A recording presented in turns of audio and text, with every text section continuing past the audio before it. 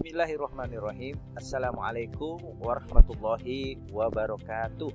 Alhamdulillahirabbil alamin wa bihi nasta'inu ala umuri dunya waddin. Amma ba'du. Syukur alhamdulillah kita jumpa pada sesi kali ini dan salawat yang terbaik bagi baginda Rasulullah sallallahu alaihi wasallam. Ya. Jika sebelumnya kita sudah menganalisis SKL, KI, dan KD, maka kita berada pada bagian yang paling penting, yaitu menyusun rencana pelaksanaan pembelajaran atau yang dikenal dengan RPP. RPP ini merupakan bagian terkecil dari mata pelajaran atau bagian yang biasanya kita sebut saat ini dengan merdeka dengan guru ajar. Nah, bagaimana menyusun rencana pelaksanaan pembelajaran itu? Nah, mari kita cermati dulu ya gaya RPP kita.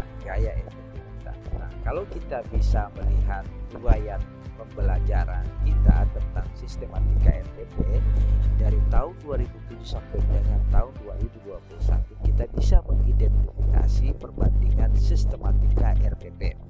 Kalau kita mengacu ke Permendikbud nomor 41 tahun 2007 tentang standar proses, di sana ada identitas mata pelajaran, masih ada standar kompetensi, ada kompetensi dasar. Nah, ini kita mengenal standar kompetensi ya, SKKD kan.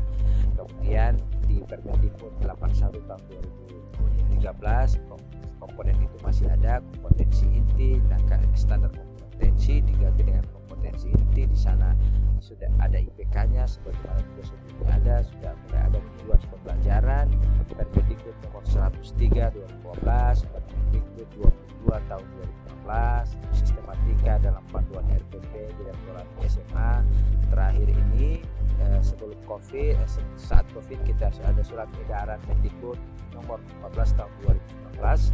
Itu RPP kita tinggal memuat 3 bagian penting, yang lainnya hanya sebagai pelengkap saja. Itu ada tujuan pembelajaran, kegiatan pembelajaran, dan penilaian.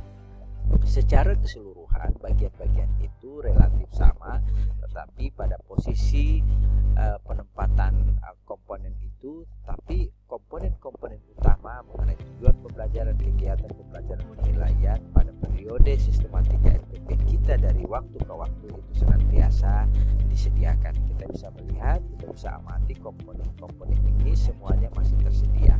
Ini ada tujuan pembelajaran, ada langkah pembelajaran, ada media, ada penilaian, di sini juga ada penilaian, di sini juga ada penilaian.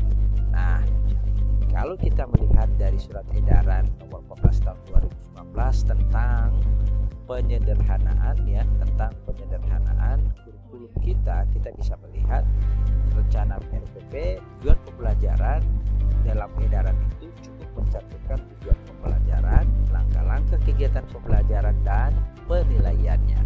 Nah, kalau kita bisa melihat RPP yang ada di kita itu tujuan pembelajaran itu dirumuskan berdasarkan KD dengan menggunakan kata kerja operasional yang dapat diamati, diukur, mencakup sikap, pengetahuan, dan keterampilan. Nah, pelajaran tentunya mengacu kepada kompetensi dasar yang sudah kita perbaikan di awal tadi. Nah, untuk kegiatan pembelajaran di sana disebutkan bahwa kegiatan pembelajaran pada itu kegiatan pendahuluan itu menyiapkan psikologi peserta didik. Kalau saat ini kita dianjurkan untuk melakukan tes diagnostik baik secara kognitif maupun non kognitif. Kemudian di sana ada kegiatan inti, pendekatan strategi, model, metode, tujuan pelajar itu disebutkan di kegiatan tujuan pembelajaran. Termasuk kita ingin menggambarkan proses saintifik. Ada di sana ada HOTS, High Order Thinking Skill. Kemudian di sana terintegrasi dengan pendidikan penguatan karakter, ada literasi. Kemudian pada bagian bentuk itu sebaiknya memfasilitasi peserta merangkum pelajaran, kemudian melakukan refleksi, proses, dan mata pelajaran untuk melakukan tindak lanjut. Terakhir penilaian. Nah, penilaian ini di sana ada penilaian sikap, pengetahuan, keterampilan itu bentuk teknik, instrumen, dan pedoman penskoran. Nah, untuk penilaian sikap tentunya terintegrasi dengan mata pelajaran yang lain. Sementara pengetahuan dan keterampilan secara spesifik dirumuskan sesuai dengan karakteristik dan tujuan pembelajaran pada mata pelajaran tertentu. Ingat, di sana ada teknik, di Di sana ada instrumen penilaian dan di sana ada pedoman penskoran. Nah, mari kita lihat gaya penulisan RPP dari waktu ke waktu yang selama ini kita tahu bersama. Nah, kalau kita melihat ada RPP untuk satu kali pertemuan. Jadi satu kali pertemuan satu tema. Nah, ini formatnya ada tujuan. Tapi intinya di sana ada tujuan pembelajaran, ada kegiatan pembelajaran, lalu ada penilaian. Jadi ini untuk kegiatan satu kali pertemuan dengan satu tema, ya, atau satu pokok bahasan kalau dalam pemahaman kita. Kemudian juga ada bagian satu sampai dengan beberapa kali pertemuan itu dalam satu RPP. Jadi satu RPP itu ini ada di kegiatan inti, kegiatan pembelajaran memuat beberapa kali pertemuan. Ini yang kami sampaikan bahwa ini satu RPP untuk satu sampai dengan 3 sampai lebih pertemuan.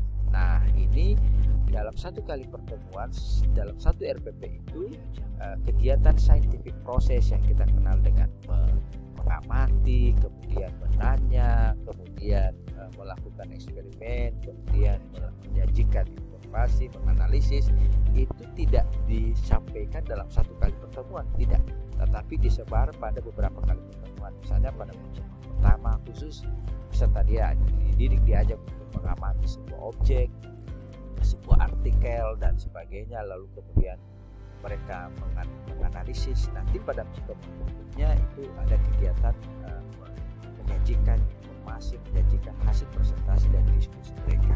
Nah, pada bagian metode pembelajaran menggunakan project based learning, kemudian problem based learning dan sebagainya, ini sangat bagus untuk diterapkan itu beberapa kali pertemuan. Nah, ada juga varian RPP lain itu dalam bentuk satu kali pertemuan dengan 5 kegiatan scientific prosesnya dalam satu kali pertemuan itu dilaksanakan. Jadi satu RPP untuk satu kali pertemuan dan kegiatan scientific process di sana ada 5M itu ya, ada mengamati, menanya, kemudian mengeksplorasi, menganalisis dan menyajikan, itu dilaksanakan dalam satu kali pertemuan untuk satu topik. Itu gaya yang lain. Ada juga gaya yang lain teman-teman sekalian. Ada satu kali pertemuan untuk pelaksanaan 5M-nya dalam satu kali pertemuan pula ya. Nah, kemudian ini RPP yang disertai dengan contoh. Banyak juga RPP yang penjelasannya berada di badan RPP itu sendiri, tetapi pemilihan metode, materi, penilaian itu berada dalam satu lampiran tersendiri.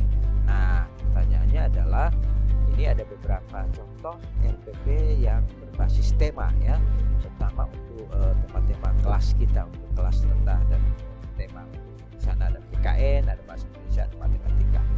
Nah, pertanyaan kita adalah lalu bagaimana struktur RPP dalam sistem madrasah? Apakah ada perbedaan signifikan pada struktur dan desain teknisnya? Bagaimana struktur RPP di madrasah? Kalau kita mengacu kepada regulasi yang ada, bahwa untuk di kalangan madrasah sendiri itu mengacu kepada saat ini ya, itu mengacu kepada keputusan Direktur Diktis 5164 tahun 2018 tentang petunjuk teknis penyusunan rencana pelaksanaan pembelajaran. Ada 164, 163 dan 164. 163 itu tentang penyusunan RPP, sementara KMA 164 itu tentang pengembangan pembelajaran, terutama pembelajaran yang bermuatan HOTS dan mengedepankan proses scientific prosesnya. Nah, ini KMA 163 tentang RPP dan KMA 164 tentang pengembangan pembelajaran. Itu secara substansi itu sebenarnya selaras dan mengembangkan format yang diadaptasi dari Permendikbud nomor 22 tahun 2016. Jadi tidak ada perbedaan yang sangat signifikan, tetapi ada pengembangan dan improvisasi pada KMA 163 maupun KMA 164. Kita bisa lihat di dalam bentuk matriks ya, dalam bentuk tabel-tabel, ada KD, ada indikator, ada materi esensial, ada model, ada media sumber bahan kegiatan pembelajaran. Nah, Ada juga model yang ini contoh RPP1 ini kami lebih tingkatkan, ini KD-nya ada kolom-kolomnya. Jadi format ini mengadaptasi Permendikbud nomor 22 tahun 2016. Jadi ingat di sana ada identitas mata pelajaran, ada tujuan pembelajaran, ada kolom KD, ada indikator, ada materi esensial, ada model dan metodenya, ada medianya, ada kegiatan pembelajaran, lalu ada penilaian. Ini dalam bentuk model tabel. Nah, ada juga dalam bentuk model yang lain. Nah, ini untuk penilaiannya sampai di bawah ya, di kegiatan menanya, mencari informasi, menalar, mengusulkan kegiatan. Nah, ini untuk dalam bentuk tabel, ini dalam bentuk tabel. Lalu kemudian ada yang bentuk dalam bentuk narasi. Nah, lalu bagaimana format RPP untuk pendidikan profesi guru? Nah, kalau kita lihat berdasarkan format yang sudah ada di modul, kita mengenal ada format 1, ada format 2, dan format 3. Nah, tapi dari semua format ini semuanya mengacu kepada 3 komponen besar ya. Di sana ada tujuan pembelajaran, langkah-langkah pembelajaran, dan penilaian. Silakan Bapak Ibu amati komponen-komponen itu dan format-format yang sudah disiapkan pada modul kita. Nah, semoga ini bermanfaat dan silakan Bapak Ibu kira-kira mengambil bagian yang mana dalam format ini. Silakan mengambil bagian manakah format yang digunakan di sekolah selama ini, manakah format yang cocok dengan yang selera mengajar Bapak Ibu, adakah format lain yang lebih mudah. Silakan, mari kita coba lihat, semoga ada manfaatnya. Terima kasih. Wabillahi taufiq wal hidayah. Assalamualaikum warahmatullahi wabarakatuh.